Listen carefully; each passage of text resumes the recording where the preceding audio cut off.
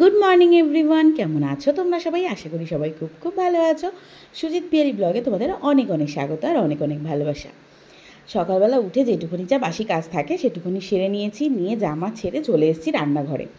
আর রান্নাঘরে এসে আজকে বিশেষ কোনো কাজ ছিল না, কারণ কি না গতকালকে রাত্রিবেলাতে আমি যত এঁঠো বাসন সব কিছু ধুয়ে মুছে রেখেছি। আর দেখবে রাত্রিবেলা যদি এই কাজগুলো করে রাখি না, সকালবেলা উঠে রান্নাঘরটার দিকে তাকিয়ে যে কি ভালো লাগে, যেন মানে একটা আত্মসন্তুষ্টি, যে ইস আজকে আমার কোনো কাজ নেই, বেশ ভালো লাগে।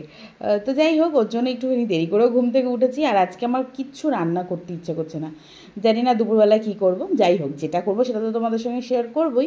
আর আজকে করছি একটু দুধ চা। ওইদিকে মিস্ত্রি দাদারাও এসে গেছে, ওনাদেরকেও একটু দুধ চাই করে দেবো। প্রত্যেকদিন তো রচা খাওয়ানো হয়।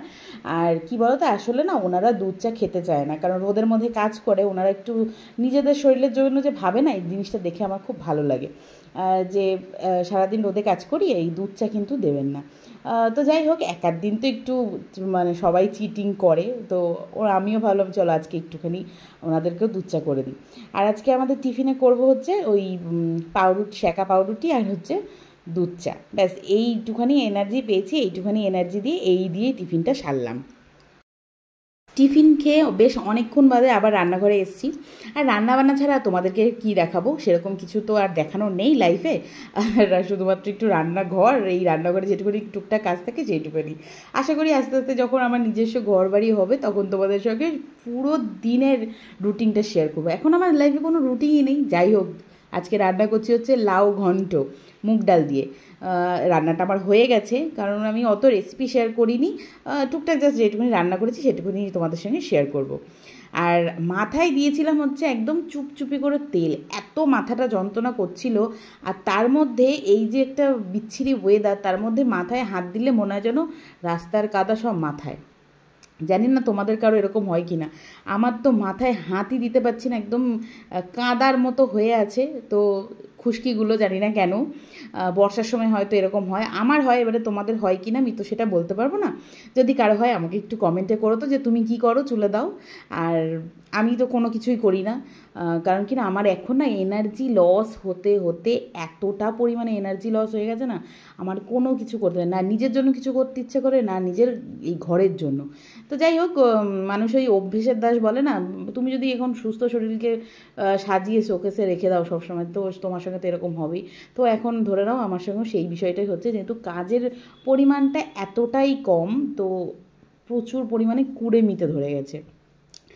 যাই হোক, এখন দেখো রান্না তো করে নিচ্ছি। কী কী রান্না ওই করেছি হচ্ছে লাউ ঘন্ট, আর করেছিলাম হচ্ছে আলু পটলের তরকারি। আজকে এইটুখানি রান্নাবান্না করেছি। আমার তো ওই একটাই জবা গাছ এখন আছে, যেটা কিনা আমি লাগিয়েছিলাম আমাদের বাড়ির সামনে। ওই জবা গাছে আজকে এতগুলো জবা ফুটেছে, কি ভীষণ যে ভালো লাগছে। আখি পুজোটা দিয়েছে আর ওই ভিডিওটা করে দিয়েছে। আসলে আজকে আমি ওই আমাদের যে জল খাওয়া বোতলগুলো, সেগুলোকে দিয়ে ভালো করে পরিষ্কার করলাম।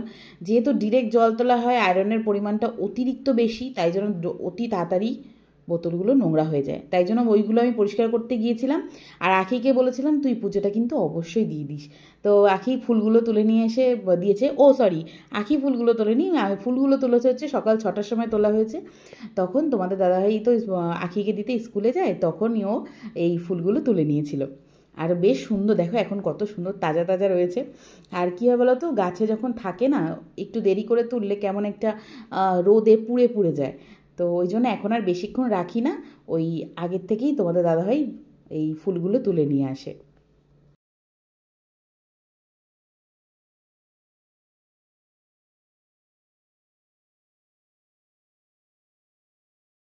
এখন বাজে বিকেল 5টা।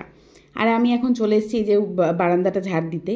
কোনো কাজ সংসারে সেভাবে করি ছাই না করি, তোমাদের দাদাভাই আর আমি প্রত্যেক দিন নিয়ম করে এই বারান্দাটা 3বার ঝাড় দিয়ে দিই। কারণ কি বলো তো, যেহেতু আমাদের নিজস্ব কাজ হচ্ছে, তো আমাদের নোংরা তো আমাদেরকেই পরিষ্কার করতে হবে, তাই না? ওই একটু ধুলোবালি তো আসেই উড়ে, এবারে উড়ে আসা ধুলোবালিকে তো আমি আটকাতে পারবো না। তো যাই হোক, ওইটুখানি একটু পরিষ্কার করে নিই প্রত্যেক দিন নিয়ম করে। এখন এইটা ঝাড় দিয়ে তারপরে যাব হচ্ছে ছাদে। কারণ কি না, দেখে তোমাদেরকে তো বললাম যে মাথায় একদম চুপচুপে করে তেল দিয়েছি, কিন্তু শ্যাম্পু করতে পারিনি। স্নান করার সময় এত একটা বিরক্ত, মানে শরীরটা খারাপ লাগছিলো, যার জন্য কি না বিরক্ত, শরীর খারাপ যেটাই বলো সব লাগছিলো, তাই জন্য স্নান করে খাওয়া দাওয়া করে নিয়ে একটু রেস্ট নিয়ে নিয়েছি। আর ওপরে এসে দেখছি রামধনু উঠেছে, কি ভীষণ যে ভালো লাগছিলো এই বিষয়টা দেখতে। আমরা প্রত্যেক বছর এই বর্ষার সময় না একবার হলেও রামধনু দেখতে পাই, জানি না কিভাবে, কিন্তু আঁখি তো মানে আশা নিয়েই সবসময় আকাশের দিকে তাকায়, হয়তো ও রামধনু দেখতে পাবে।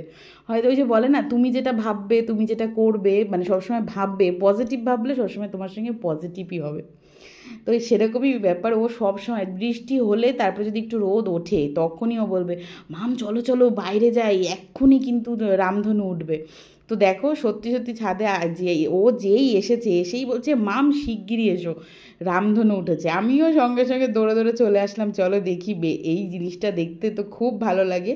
তো তোমাদের সঙ্গে আমি বিষয়টা শেয়ার করলাম। কেমন লাগছে দেখো, আস্তে আস্তে না অনেকটা ফেড হয়ে গেছে কালারটা, কারণ অনেকক্ষণ ধরে ছিল।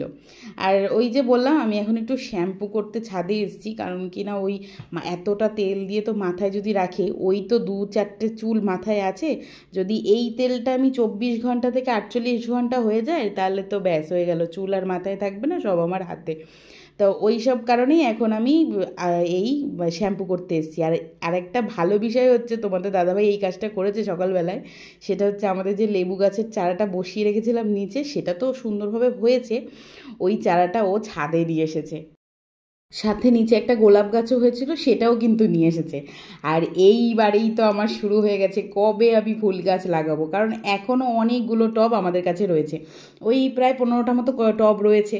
তো আমি ভেবেছিলাম তো যে রথের মেলাতে যাব, কিন্তু অগত্যা রথের মেলায় তো যাওয়া হলো না, রথ চলে গেল, উল্টো রথ চলে গেল। এখনও আছেই, কিন্তু আমাদের সব থেকে ভালো কী বলো তো, আমাদের স্টেশনে, দত্তপুর স্টেশনে খুব ভালো গাছ বিক্রি করে, ওখান থেকেই আমি আগে সব যে কটা গাছ এনেছিলাম সেই গাছগুলো আমার বেশি ফুল দিয়েছে আর বেশি দিন ছিল, ওই জন্য অন্য কোথাও যাবো না, স্টেশন থেকেই আনবো। তো তোমাদের দাদাভাইকে প্রথমে বলেছিলাম যে চলো রথের মেলা দিয়ে নিয়ে আসি, অনেক গাছ নিয়ে বসে। তো যাই হোক, সেটা তো হয়নি। আর দেখলে আকাশটা কী ভীষণ ভালো লাগছে। আর এই দিকে যে বস্তায় বস্তায় মাটি সব ভর্তি হয়েছে, আমাদের তো আজকে কাজ হচ্ছে ড্রেসিংয়ের কাজ। প্রথম দিন তো তোমাদেরকে দেখালাম, সেটা হওয়ার পরে কিন্তু তোমাদের দাদাভাই আবার ওটার মধ্যে জল দিয়েছিল, জল দিয়ে যথারীতি ওটা আবার ওলটপালট হয়ে গেছিলো, হওয়াতে ওটাকে আজকে আবারও ড্রেসিং করেছে। আর এই যে কি ভালো লাগছে আকাশটা, আমি বারবার যেন চোখ আর ফেরাতে পারছি না, তোমাদের সঙ্গেও শেয়ার করছি। এই যে এখন এই শ্রাবণ, হ্যাঁ শ্রাবণ ভাদ্র, এই যে আর আশ্বিন, এই যে 3টে মাস আকাশটা যে কি ভীষণ ভালো দেখতে হবে, এখানে যে কত কারুকার্য হবে আর কি বলবো। আর এই দেখো আমাদের যে ফ্লোরগুলো আর কি ঘরের, কি ভীষণ ভালো লাগছে। আমার তো মনে হচ্ছে আর কিছু করতে হবে না, এখন আমি ঘরে চলে আসি। একদম দুরমুশ করে এত সুন্দর করে দিয়ে গেছে, প্রতিটা ঘর হয়ে গেছে, শুধুমাত্র এখন ওই সিঁড়ির ঘরটা একটু এবড়ো খেবড়ো হয়ে আছে। আর একটা তো মানে ফালতু কাজ হয়েছে, সেটা হচ্ছে আমাদের যে ওপেন বারান্দাটা করা হয়েছে, ওই বারান্দাটাও দুরমুশ করে রেখে গেছিলো আগের ছেলেটি। ব্যাস ওইখানে কুকুর মশাই এসে ওটাকে খুঁড়ে দিয়ে চলে গেছে। তো এখন কী আর করা, এখন তো আপাতত তো খুব সুন্দর ছিল, ওই জন্য ওখানে আমি আবার নতুন করে ইট পেতে রেখেছি। এটা হয়তো এখানে দেখায়নি, কারণ কিনা এই আজকেই আমি কাজটা করেছি। তো যাই হোক, এই তো হচ্ছে আমাদের ঘরের অবস্থা এখন, অনেকটাই বলতে পারবো ঘরটা গোছানো পরিষ্কার পরিচ্ছন্ন হয়ে গেছে। এবারে যত তাড়াতাড়ি একটু আরও যে কাজগুলো বাকি আছে সেগুলো যত তাড়াতাড়ি সম্ভব হয়ে যাক আর আমি আমাদের ঘরে চলে আসি। উফ, আর আমার ভালো লাগছে না জানো তো। আর এই ভালো না লাগাটা তোমাদের সঙ্গে ডিটেলসে শেয়ার করব না, পরে শেয়ার করব। তো এই হচ্ছে দেখো, এইখানে বললাম না সিঁড়ি ঘরের নিচটা এখনও ভালোভাবে পরিষ্কার হয়নি, জল দিয়েছিলাম, ওটা ওরকমই আছে। আর বাদ বাকি ঘরগুলো হয়ে গেছে। ওই ঘর থেকে প্রায় 25 বস্তা বালি মাটি বেরিয়েছে। এখন ওই বালি মাটিগুলোর মধ্যে ইচ্ছে আছে গাছ বসাবো, জানো তো। এবারে না অন্য মাটি, মানে যে নর্মাল যে মাটি সেই মাটিতে বসাবো না, ওই বালি মাটিতে বসাবো। দেখা যাক, এইবারে একটু অন্যরকম এক্সপেরিমেন্ট করব গাছ নিয়ে, যে ওই বালি মাটিতে কেমন হয়। জানি না কেমন হবে, কিন্তু ইচ্ছা আছে খুব শিগগিরই কয়েকটা ফুল গাছ কেনার। আমার আর ধৈর্যে কুলাচ্ছে না, চলো আজকের ব্লগটা এইটুকুনি রাখছি, খুব একটা সিম্পল ব্লগ।